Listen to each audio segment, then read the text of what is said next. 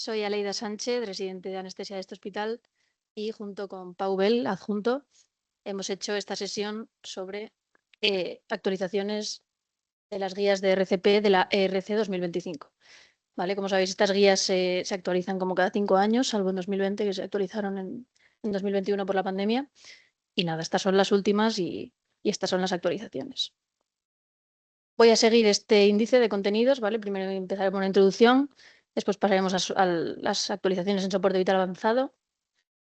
Luego abordaremos el tema de las éticas en resucitación y por último ya situaciones especiales.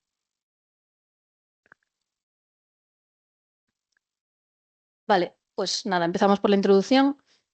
¿Qué es la ERC? Bueno, pues la ERC es el Consejo Europeo de Resucitación, ¿vale? Es una organización sin ánimo de lucro que se fundó en 1988, cuyo objetivo es preservar la vida humana, poniendo a disposición de todos una reanimación de alta calidad. ¿Vale? La ERC se compromete a impulsar las prácticas de reanimación y a mejorar las tasas de supervivencia. ¿Y esto cómo lo hace? Pues desarrolla directrices de reanimación, ofrece formación integral y fomenta la investigación. Las directrices de estas guías se basan en el consenso sobre ciencia y recomendación de tratamiento, ¿vale? Del ILCOR, que hacen como una revisión de todos los temas sobre RCP más actualizados. Y pues lo que no estudian ellos se complementa con revisiones bibliográficas realizadas por el propio grupo de redacción de la ERC. Entonces, ya pasando al tema importante, empezamos con las actualizaciones en el soporte vital avanzado. Vale, para empezar, pues entra como un término más o menos nuevo, que esto es una actualización de 100%, o sea, es 100% actualización de 2025, ¿vale? Que es la conciencia inducida por RCP. Aquí la RC nos dice que tiene una incidencia muy baja, ¿vale? Menos de un 1% de pacientes, pero entre el 48 y el 57% de los profesionales sanitarios han informado haber observado pacientes con conciencia inducida por RCP. ¿Vale? Esto se ha visto que se asocia con mejores resultados, como PCR presenciada, ritmos desfibrilables y edad más temprana de los pacientes. Entonces la RC pues, nos ve razonable que hagamos una RCP más prolongada en en esta situación. ¿Vale? Recomendaciones que nos hace, pues que hay que sedar a los pacientes, ¿no? Uso de sedantes y o analgésicos en pequeñas dosis, basándonos en regímenes de pacientes críticos, ¿no? Como los que usamos en REA, por ejemplo, que serían opioides, ketamina o midazolam, por ejemplo, a dosis bajas. Eso sí, nos dice que no podemos poner relajantes musculares de forma aislada sin dormir al paciente. Vale, pasamos al algoritmo de tratamiento, que es verdad que el algoritmo realmente no cambia, lo que nos dicen es por qué hacemos las cosas, vamos, como que nos dan un poco más de evidencia. ¿Vale? En concreto, vamos a hablar ahora de temas relacionados con la desfibrilación. La RC nos dice que la desfibrilación tiene que ser inmediata y minimizando interrupciones. Nos evalúa como diferentes situaciones. Para empezar, por ejemplo, nos evalúa si desfibrilación manual versus automática, que en este caso pues, nos dice que es preferible que hagamos desfibrilación manual. Pero esto solo si somos capaces de reconocer el ritmo y tomar la decisión en menos de 5 segundos. Si no podemos hacer esto, sí que nos dice que cambiemos a desfibrilación automática. ¿Vale? Luego, para hacer la desfibrilación lo más rápido posible y minimizando interrupciones, nos dan también como un concepto también bastante nuevo, que sería la carga anticipada del desfibrilador.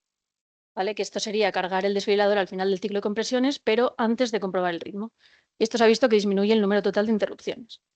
¿Vale? Aquí os pongo el gráfico del estudio, que es un estudio danés, en el que, bueno, como podéis ver en la leyenda, la línea curva sería las compresiones, el recuadro verde, la evaluación del ritmo y luego el rayo es la desfibrilación.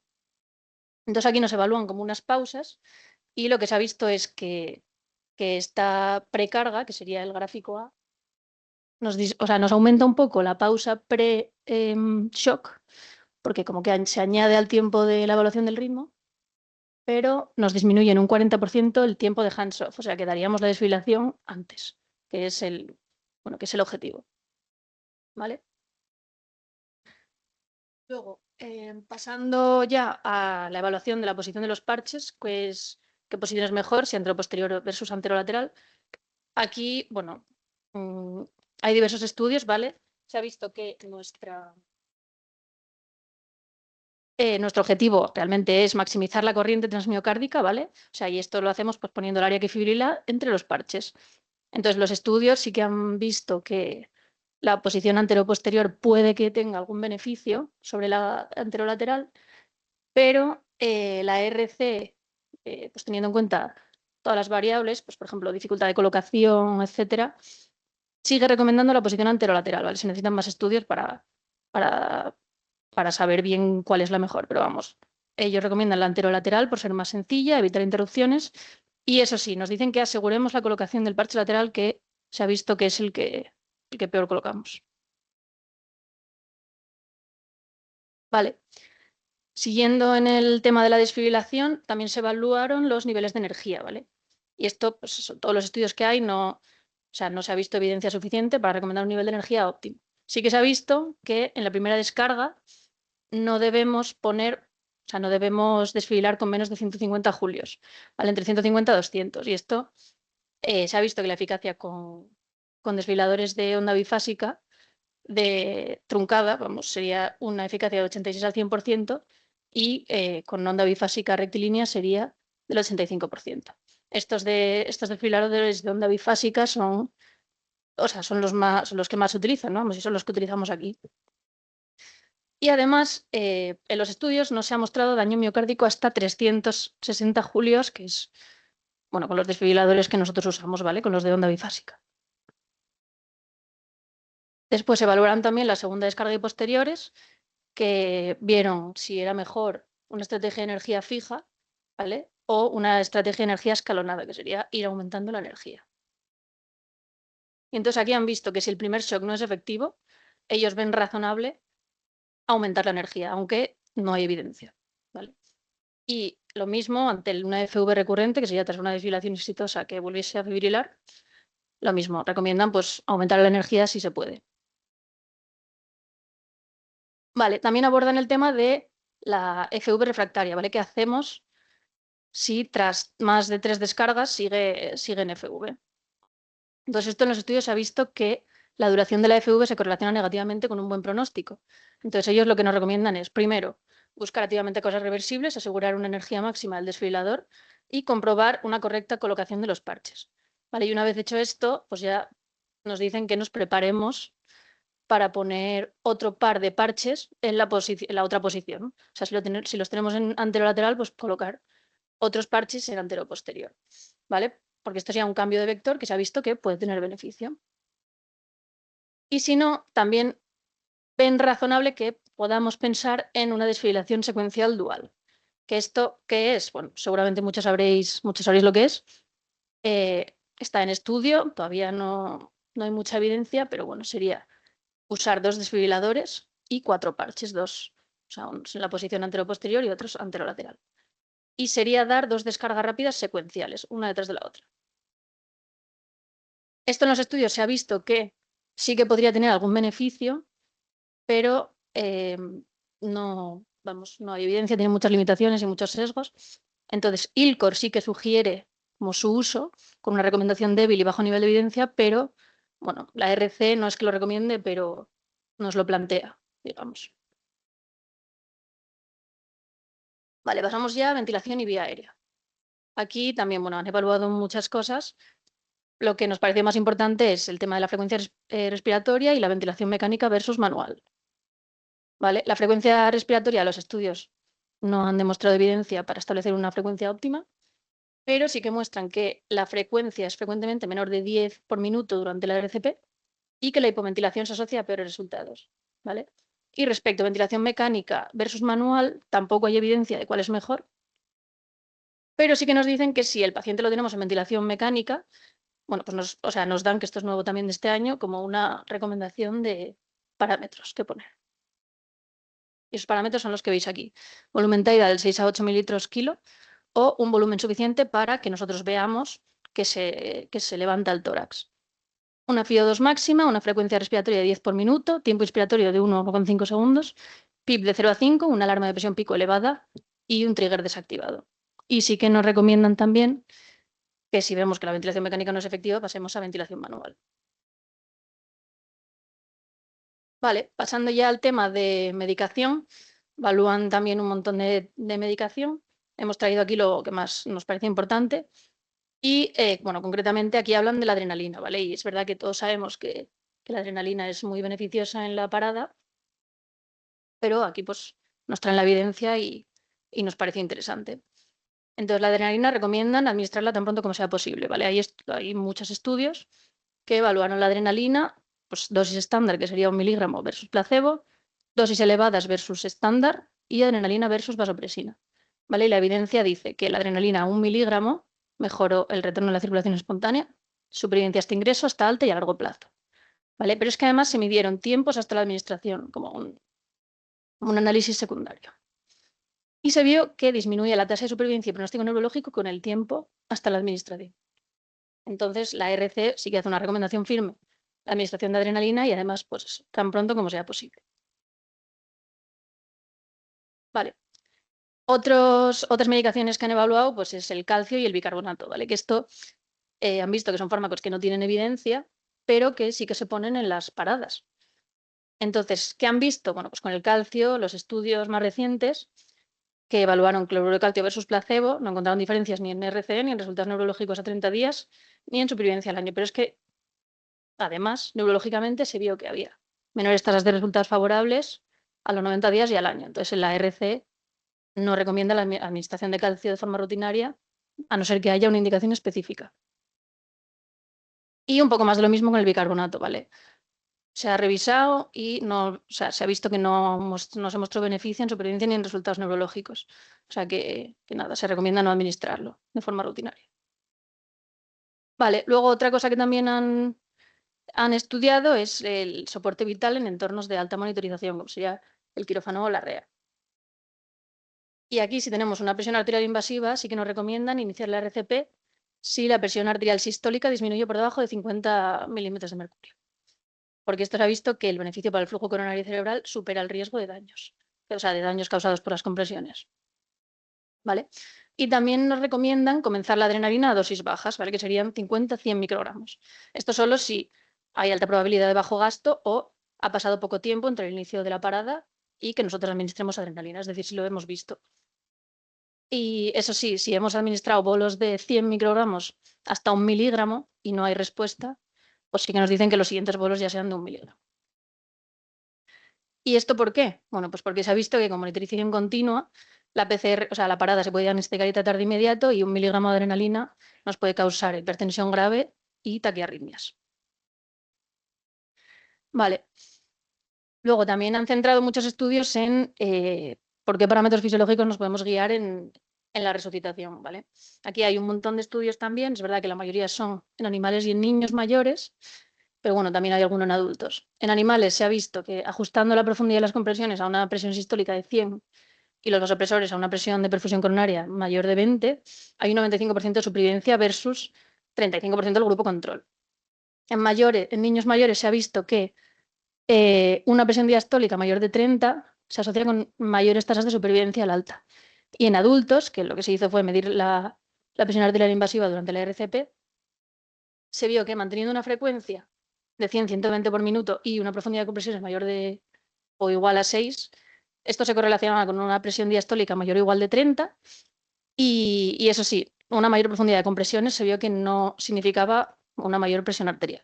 ¿Vale? Sí que es verdad que había una tendencia al alta, pero no aumentaba. Y nada, pues con estos estudios la RC recomienda mantener una presión diastólica mayor o igual de 30 milímetros de mercurio al usar la presión invasiva. Vale, luego también han estudiado un poco la onda de capnografía, ¿vale? Que le dan mucha importancia en estas guías. Bueno, todos sabemos que la entrega de CO2 lo utilizamos desde hace tiempo ya para guiar un poco la calidad de las compresiones, ¿vale? Que se describió hace muchos años. Y se sabe que la profundidad de las compresiones se asocian con valores de entraida de CO2, ¿vale? Pero aquí nos dan, pues, o sea, en estas guías nos dan como unos objetivos con la onda de capnografía, que son el primero, confirmar la correcta colocación del tubo, que esto lo hacemos pues, todos los días. Monitorizar la calidad de la RCP con esto, pues, con la profundidad de compresiones, ¿vale? Que se asocia con los valores. Tercero, detección del retorno a la circulación durante la RCP, ¿vale? Que se ha visto en estudios que cuando aumentan los valores, o sea, cuando los valores de Entidal se multiplican por 3, hay bastante probabilidad del retorno a la circulación espontánea, ¿vale? Pero nos dicen que no lo utilicemos como criterio diagnóstico, de forma aislada. y que además estos valores no son muy estables en todos los pacientes, ¿vale? Y por último ya hablan del pronóstico durante la RCP, ¿vale? Porque valores bajos del tidal de CO2 indican menor probabilidad de RC y eso se sabe. Pero sí que es verdad que los estudios dicen que es más útil la tendencia del end-tidal, si sube o baja, que los valores absolutos para predecir la resucitación. ¿Vale? Y también nos dicen que no lo utilicemos como criterio aislado, que tiene que ser un enfoque holístico. Vale. Luego también estudian un poco pues, el tema de la monitorización y dispositivos, ¿vale? Como es el eco y los compresores mecánicos. ¿Y qué nos dicen del eco así a pie de cama? Bueno, pues que tiene que ser, o sea, puede ser útil solo si se hace por operadores expertos, ¿vale? Y siempre minimizando interrupciones, ¿vale? Desde 2015 ya como que recomiendan una ventana subsifoidea y para minimizar interrupciones dicen de grabar clips de vídeo breves, menos de 10 segundos, y localizar la ventana durante las compresiones, ¿vale? Para no perder, o sea, para no interrumpir. Luego, respecto al eco transesofágico, que bueno, ahora se ha estudiado bastante, se ha visto en los estudios que podría darnos una información diagnóstica y terapéutica útil con baja tasa de complicaciones y además viendo, o sea, con una ventana cardíaca perfecta. Entonces, en los estudios lo que se ha visto es que nos permite optimizar la posición de manos durante las compresiones y mejorar la compresión del ventrículo izquierdo. Y esto se ha correlacionado con un aumento del retorno a la circulación espontánea. ¿Vale? Y luego, respecto a los dispositivos de compresión mecánica, sí que se ha estudiado el Lucas versus compresiones manuales y se ha visto que no hay diferencias. Entonces, el ARC recomienda su uso si hay imposibilidad de compresiones de calidad o si la seguridad del profesional se encuentra comprometida. Vale. Pasamos ahora bueno, abordamos el tema de éticas en la resucitación, que esto sí que es una actualización de las guías de este año. Nunca antes se había hecho, o sea, sí que se había dicho algo sobre ética, pero desde luego que no se había hecho una guía específica de éticas en resucitación, ¿vale? Y nos resultó bastante interesante. Lo más interesante que vimos en estas guías es, bueno, cuando abordan la terminación de la resucitación, ¿vale? Aquí nos hacen una serie de recomendaciones. Nos dicen que la toma de decisión debe ser en equipo y debe tener un enfoque holístico, lo que dije antes, ¿vale? Tenemos que tener en cuenta la duración de la RCP, cuánto tiempo llevamos, ausencia de causas reversibles y ausencia de respuesta a soporte vital. ¿Vale? Luego, como criterios, nos dan una sistolia de más de 20 minutos, ¿vale? En ausencia de causas reversibles, y un entire del CO2 menor de 10 tras 20 minutos de RCP, que es un marcador pronóstico muy fuerte, ¿vale? En los estudios se ha visto que solo estos pacientes solo tienen un 0,5% de probabilidad de resucitación, ¿vale? Pero lo mismo, nos dicen que no debemos usarlo de forma aislada, esto tiene que ser pues, un enfoque holístico, teniendo en cuenta pues, todo, ¿vale? Y luego, por último, nos dicen que tenemos que hacer un hot debriefing, ¿vale? Que sería, o sea, un debriefing en caliente, que es justo al salir del evento, con los objetivos de identificar profesionales que necesiten apoyo emocional y abordar preocupaciones éticas surgidas durante el evento. Vale, pasamos ahora, ya por último, y ya estoy terminando, a el soporte vital avanzado en situaciones especiales, ¿vale? Aquí nos hablan un poco de la intoxicación por anestésicos locales, que como novedad nos incluyen un algoritmo detallado entero. Antes sí que en 2021 sí que hablan un poco de la intoxicación, pero no con un algoritmo, y esto es una novedad. Y nos dicen que hay que poner emulsión lipídica inmediata, ¿vale? Que es el tratamiento específico, con un bolo inicial de 1,5 mililitros kilo a pasar en 3 minutos y perfusión de 0,25 mililitros kilo minuto, ¿vale? Si no conseguimos la resucitación a los 5 minutos, nos dicen de poner un bolo extra y doblar el ritmo de la perfusión. Y si aún así no conseguimos el ARC, hay que poner un bolo extra, ¿vale? Pero eso sí, siempre o sea, teniendo en cuenta que la dosis máxima acumulativa es de 12 mililitros kilo, ¿vale? Luego también nos dicen que hay reportes de que la resucitación se consigue a los 40-60 minutos de la RCP, entonces sí que nos recomiendan tener esto en cuenta para hacer una RCP más prolongada, ¿vale? Incluso más de 1 hora de RCP en estos pacientes. Y también recomiendan utilizar adrenalina a dosis más bajas, en este caso, menos de 1 microgramo kilo, porque bueno, se ha visto que tiene un efecto arritmogénico o sea, que en esta situación de intoxicación por anestésicos locales nos puede empeorar un poco la situación.